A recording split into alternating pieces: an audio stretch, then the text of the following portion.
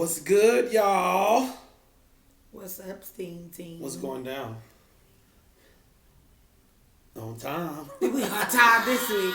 Last week was a little rocky, but this week we on time. We on time we today. told you we was going to upload this heat once a week. And that's what we doing, y'all. So listen, welcome back to the channel, y'all. What's good? Today is going to be a different video today. We going to be dropping gems all video long.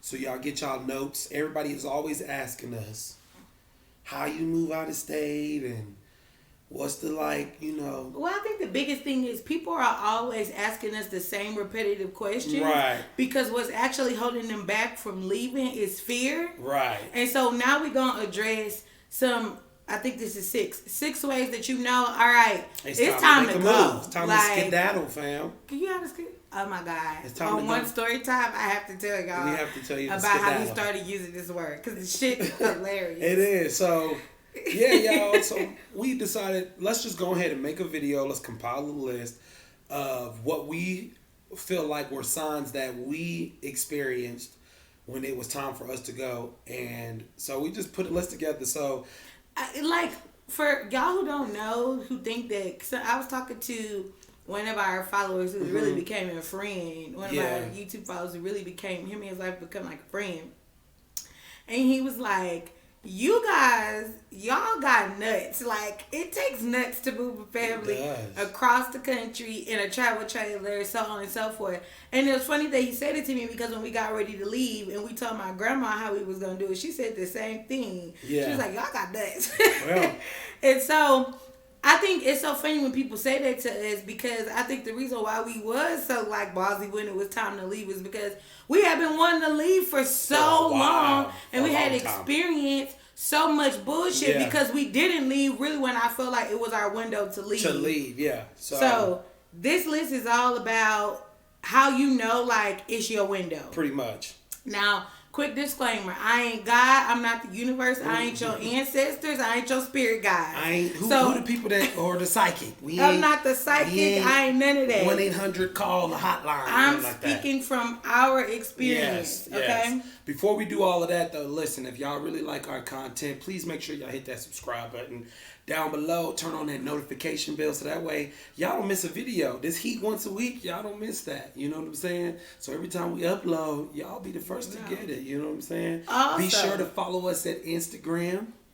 It's a cup of cocoa _ glass of wine. If you are following Steamer Step Out and you are not following a cup of cocoa glass of wine, you need to do that. Because I'm trying to give everybody time because I'm about to cut off. So y'all cross over. If y'all are on the Steamer Step Out, cross over to that.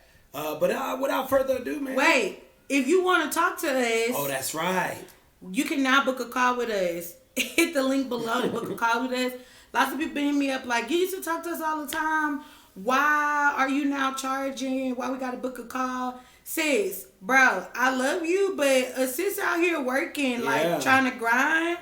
And if I'm spending 2 and 3 hours on the phone with you, that means that I'm not working out here getting money. So I don't work a traditional job no more, and time is money, baby. Like so it is what it is. I'm sorry. The way the world love works. you though. Love y'all. Anyways, y'all, let's listen. So let's just go ahead and jump right into the list.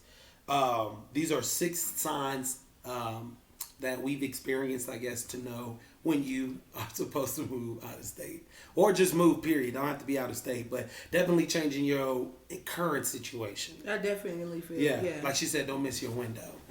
So, we're going to go ahead and get comfortable. So, what's number 1? The first one is you feel unfulfilled in your current atmosphere. So, you know what that feel like? It's like, there's nothing else here for me. Yeah.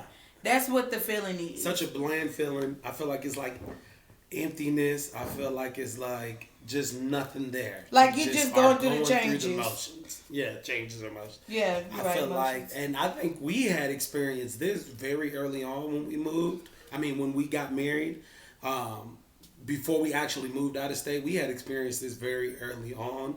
And it was always just a feeling like that. But we just, we were young. It was still an experience to go through. But that was really, I felt like, the first really sign of knocking on the door. Like, hey, you know, something needs to change. There's something different, but we just, you know, stay because of family. It's kind of like you hit the ceiling. Yeah. Exactly. It's like once, it's like you've reached your ceiling in that particular time. So if you are experiencing that, or if you feel like bland, emptiness, lost, whatever, just really no emotion towards anything. I feel like I'm finna give y'all a main, like, cause some of y'all probably like, well, how do I know if I'm unfulfilled? I'm about to give you a definite correlation. You ever been in a relationship where y'all both know the relationship is over, but y'all forcing it? That's the exact feeling. That's a good one.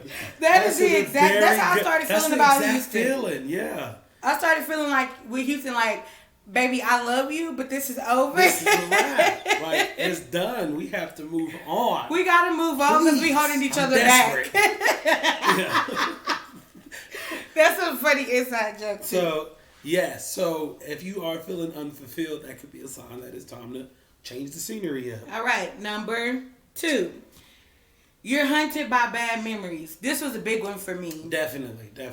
I grew up in Houston all my life. And when I say grew up in Houston, if you from H-Town, I'm going to tell you right now, my grandma lived in North Houston. My other grandma she lived in Northwest Houston. My other grandma lived in Southwest Houston. Right. So I literally grew up all over Houston. I had lived with both of them at a point in my life. Yes. My mama for a small time and my dad for a small time lived in what we call the West in Houston, like Braeswood area. If you are from Houston, you know that. Like, I lived on Antoine and Tidwell. I lived in everywhere. I worked in Sugarland. We lived in Humble. We lived in Pasadena. There was literally no Houston out. We wore Houston out. We were every area possible. Any area that you can think of, except for one. We never really lived downtown. That was never a desire. I mean, but nobody really does. Right. Yeah. But I mean, we wore Northwest, East, and South Houston out. We moved all around, and then ended up moving a whole hour and a half away just to get out of that, to change it to something new. But it was the same. So it was that. Yeah. So I feel like that was a big thing for me because, okay, you gotta imagine that my childhood was okay. I don't feel like it was the worst childhood, but definitely was not the best childhood. Yeah. I had somewhat of a rough childhood, and so I had not great memories from my childhood in Houston.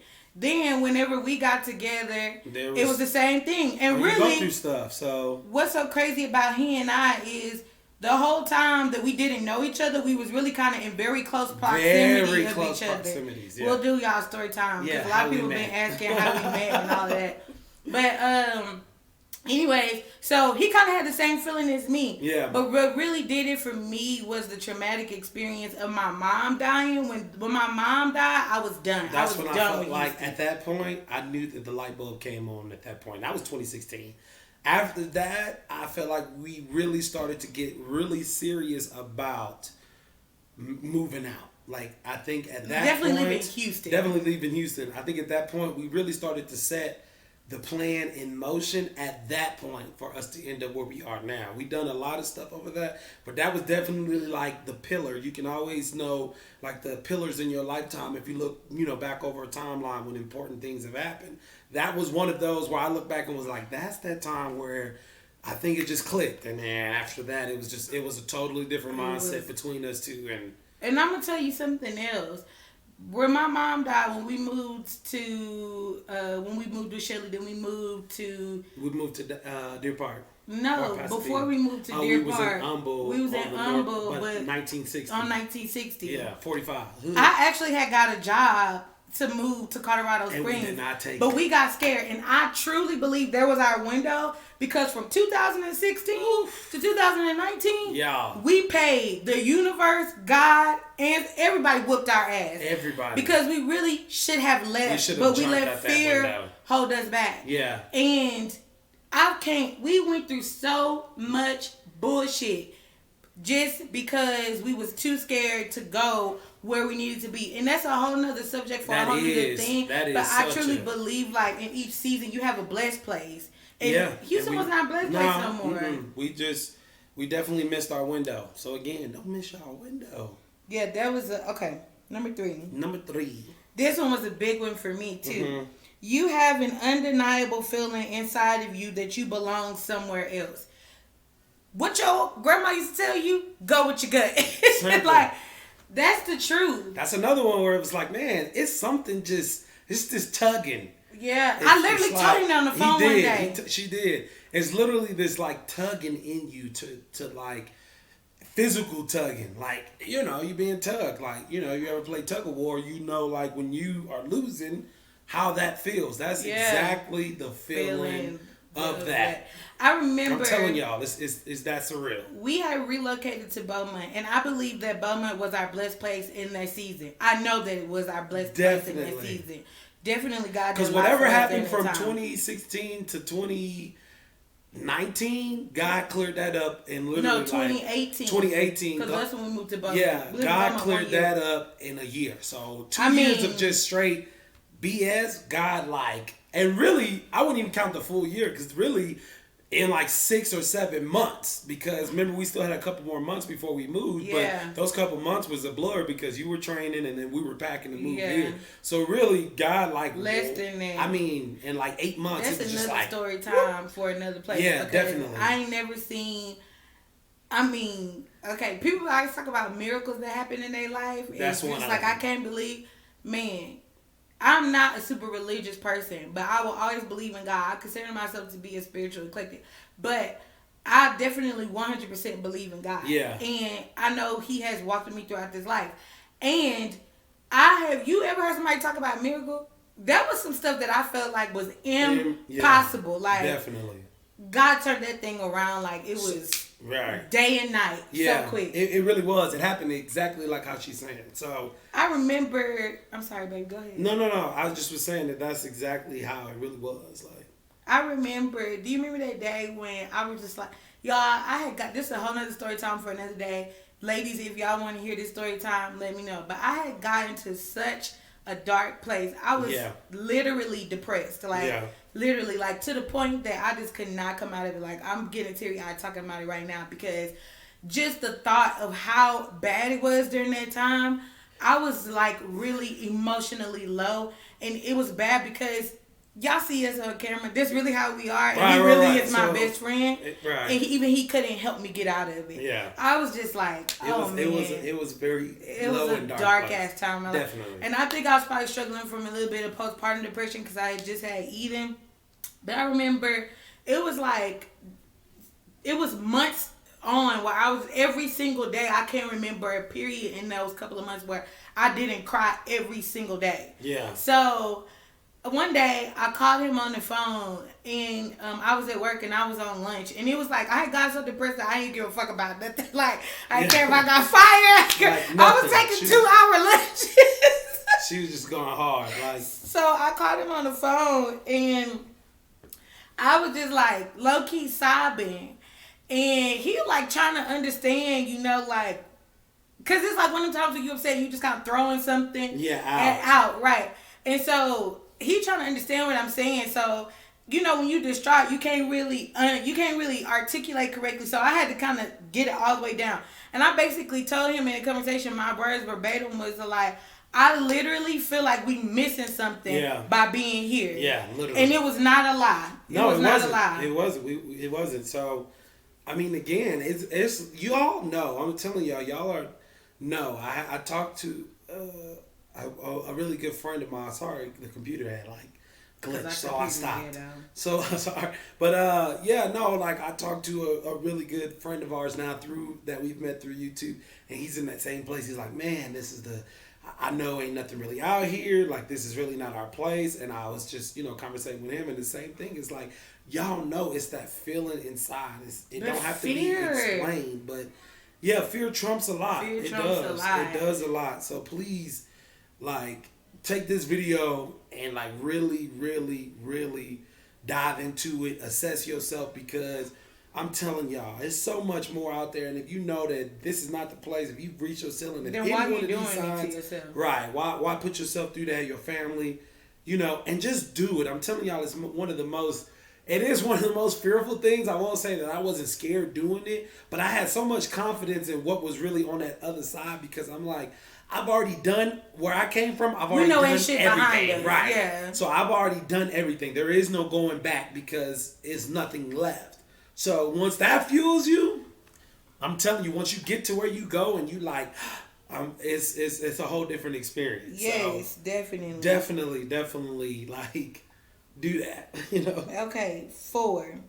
Your current atmosphere can no longer support where you're trying to go in life. Ooh. That's some deep shit. Deep. Oh, okay. Hold up. And the dream's too big for where you at. Yes. You need to and go. For a lot of people, you need to go and get up out of there. For a lot of people, that place where you grew up at, where all your homegirls and homeboys at that you've been knowing since yay high to a grasshopper, that's the place that can't support your dream. Anyway. Because I don't think people understand, this is a whole nother video too, they don't understand the process of when I'm not challenged, I can't grow. Right. That's some real shit. Oh, yeah. When you comfortable, there's no growth available because you're used to everything around you. So a lot of people be like, oh man, I'm trying to do A, B, and C, but I can't find business partners. I can't find investors. I can't find all of the... You need to change your environment because your environment doesn't support that. And you might be saying, oh, a lot of y'all, like I said to myself for 3 years, it's not my environment, it's me. I need to get more on it. It really wasn't. Because I'm about to give you a prime example. If you live in some place like Cleveland, Ohio, and my family lived there before they moved to Houston. I'm not saying nothing bad about Cleveland, Ohio, but it's a desolate place at this point or Detroit. When all the manufacturers left, it was basically like it almost died. Now, those are both great places. Right. And, as far as how they look, but they died because of the circumstances, that Rust Belt that happened. Ain't no way you about to thrive past that because you don't even have the people around you. Everybody that wanted to do something and succeed left already because they knew better. Yeah. That's a prime example of your environment can't support what you trying to go. That's a perfect example. That's why a lot of people move and go to like these big cities and do other things. It's the same thing because they had maybe a dream. They came from a small place or maybe a place that's not where that is, and they move somewhere where it is, where the opportunity go. That's always, all the time, going to be a first priority. Always follow the opportunity. So that's always something that's really big because a lot of people don't realize that. They don't realize. So even if you are in a big city, sometimes even when you there, you still need to change the scenery. You still need to go because for us, it's like, oh, we was in Houston. It is a lot of opportunities. But for us, it was just different because it was like, again, this is for what we're trying to do. We need to get outside of Houston. We need to get outside of Texas. We need to get outside. So even in that aspect, you still need to be aware that even if you in LA and you grew up there all your life, you might need to move to the East Coast. You might need to move to the South. You might need to go somewhere else. Maybe you're trying to do whatever it is. You just need to know that if you having a hard time doing that, or if you like, oh, I can't get away from my friends not doing this, and I can't grow, and I'm not trying, then you know it's time to go. This is a big thing for people who like maybe made some mistakes in life and now they want to start over. Your environment doesn't support it. People know you as the person of whatever you did before. You need to leave. Yeah. Like that's just and for us too, being married young and being around everybody that we went to school with, a lot of people did not understand, like, bro, we're not on the same level as you. We got probably 1 or 2 people that I'll say Nicole and CJ, which y'all need to follow their page. They are Dream HDTV. Yes. Dream JREAM HDTV. Make sure y'all follow them. Right. They are probably the only people which I don't even consider them to be friends. I consider them to be like family. Yeah, definitely. CJ's sister was my best friend for basically all of middle school. So they're probably like the only people that we consider to be like-minded and in the same place in their life as us. Yeah. Before we left. But the other side to it is, in Houston, people that are like-minded, they like us. We're very like to ourselves and stuff. So they like the type of people that we could pick up the phone and we ain't talking in months, but we be on the phone for 4 hours. You know what I'm saying? Right. But it was like they was like a diamond in a rug. There was nobody else like that. Right. It is what it is. So, anyways, number 5. You lack the opportunity to make friends or acquaintances that are equal in your ambitions and expectations. So that's kind of like coming off the last point. Yeah. Speaking of CJ and Nicole, just like finding people that's just around you in that era. Like, I think when you grow up where you live, or where you grow up, where you've been, where you live at, and then you've been there all your life. Like, it's real hard to, I guess, get outside of that bubble because it's like maybe one, you've experienced pretty much like where you lived at, so everywhere you've been everywhere, or two, everybody's just kind of like on that same wave, so it's like kind of hard to break out of that because people are doing this, a lot of people doing this and that. So for us, it was like we need friends, we need people that's like the same, on that same route as us. It don't have to be exactly lined up like same career, same this and that, but I'm like, it needs to be somewhere where I'm like, we can go and not just like hang out and chit chat, but we can like pick our brains with you. We can like bounce business ideas off of each other. We can, grow together, evolve, do, you know what I mean? And after a while, it really just started to become us anyway, because I was like, either all my friends was like, fairly new married, and I still have a couple like single friends, or like, friends that are in relationships, and the same thing for her. So it's kind of hard to like break out of that because we trying to go this route, but they like, and a lot of my friends were younger too. Mad at you for not no, of course not. But... No, I just want, and that's a disclaimer too. I love, all my friends and stuff, whatever, but I'm just saying, after a while, when you have been married or when you start to put your life on track, like, you just want to kind of have some like-minded people to be around. And really, look, he got the friends. I don't have the friends because I'm very super like goal-oriented. Not saying that he not, but I'm very goal-oriented. Mm-hmm. And for me, it's like, it's hard for me to have friends that don't think like me because it irritates me when people are stagnant, because it irritates me when I'm stagnant. Exactly. So people get annoyed with me because of that, because they feel like I don't always have to be doing something. And I'm like, yeah, you do always have to be doing something, because if you ain't doing shit, then you, baby. It would... at this point, I think y'all know that I need to do my hair, and I'm gonna get to it. But some of y'all bald headed, and y'all do y'all hair every day, so whatever. YouTube, roasted. Yeah. That was a good one, man. We be doing our kids like that. Yeah, we be kids, like roasted. Yeah, we be doing our kids raw. But they be doing us raw too. They really do. And speaking of, who is it? We're shooting a video. Come back. I'll get that. And so, why? I don't know. You're right. Just keep They know we got kids at this, but they know you nasty. Yeah. Anyways, what was I saying? Yeah, so I don't really have a lot of friends because I'm super goal oriented, and a lot of people like what they, take them a year, like not try to my own horn. I will write that stuff down and be done in half a year, Right. People always like, oh, every time we see you doing something different, because I do what I say I'm going to do. And then... Like when we said we was moving, nobody believed us until we just picked up and left. Yeah. So, whatever. Anyways, the last one. This is a big one. Number 6. Your surroundings / your scenery is causing a negative impact on your mental health. Wow. That was mean. Yeah. I was like, for a long time I was telling him, I need to be around mountains and this and that. That's probably one of the biggest signs. If you're just somewhere and your mental health is not where it needs to be, like if you just are having negative thoughts about everything or just a negative experience, that's the number one sign, I feel like. You know what I mean? Disclaimer. If you have a diagnosed mental illness, you need to speak with your counselor first. Facts. Because you might need to stay around your support system or Yeah. whatever. And we not discounting the fact that mental health and mental illnesses are real. For me, it was more so I was in a bad mental space at that time. That's more so what we speaking to. Yeah. So let's just clear that up. But that's my thing. If you are in that bad mental space, that's a very good way to put that. Then man, that's the number one thing. Like, it's just time to change your environment. It's time to get out. It's time to do something new, because that is just going to continue to be detrimental to you, your people around you, your health.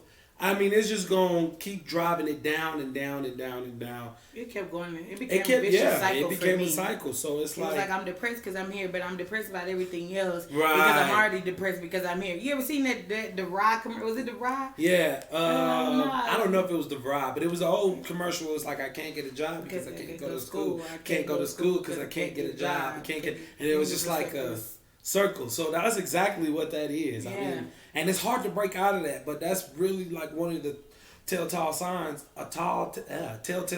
of trying to move or when you know you have to move, basically, because nobody wants to walk around and be like that rain cloud. You ever see the animations where the people are walking around and they just got that continuous rain cloud by them? Everything else is sunny. It's just them with the rain cloud. It's like, that's when you know it's time to skedaddle. It's time to skedaddle. And I just want to leave y'all with this. I understand the fear of moving out of state. Yes. I totally, especially when you got children, yeah, and you established in a place and everything. If you got good family support, yeah, if you got all of that type friends, of stuff, like all of that, we get it. I totally get that, because it took us 5 years of fear to move. Actually, I feel like longer because we actually wanted to leave Texas when we got married. Yes. My grandma convinced us not to because we were so young, but when we started talking about actually coming to Colorado, it was 5 years. Now, I'm just going to tell you this. Fear is a complete and total illusion. It's not real. Come close. It's not real. Yeah, okay. It's fake as shit. It is. Okay? It really is. It really is. Fear, the feeling of fear is you saying that there is is your insides telling you there is possibly something that could go wrong. Mm-hmm. Now, what I need you to do is assess that thing and how much could really go wrong that you can't fix. Yeah. Because at the end of the day, we are humans, as humans, are designed to overcome our obstacles. Okay? Yeah. If you ballsy enough to say you want to move out of state, you ballsy enough to figure your way through some obstacles. Simple. So I wouldn't even worry about that. But I think that what you really got to do is you have to trust yourself and your ability and not allow fear to put you in a box. That's it. That's all. Make a plan and go with it. Simple. That's it. And then directly after that, you need to purchase our ebook for 5 Steps to Moving Out of State. Simple. Facts. This coin, y'all. Which will be done. When will it be available? December 15th. Okay, so December 15th, y'all just got the exclusive. We have an ebook coming out. She's going to give y'all all the tea, all the whole thing, something you can't get off of a call or whatever, our ebook to moving out of state. How to secure your job, how to secure your place when you move here, what research to do, what areas to look in, all kind of different things that we'll know that you guys want to know. It's a lot of preparation too. Is. Like, what do you do leading up to so that you're successful? Right. That's the biggest thing. December 15th. Y'all make sure y'all go cop that. But anyways, y'all, listen, we appreciate y'all tuning in, man, and we just wanted to kind of bring y'all this video, make sure that we on time, and we are on time.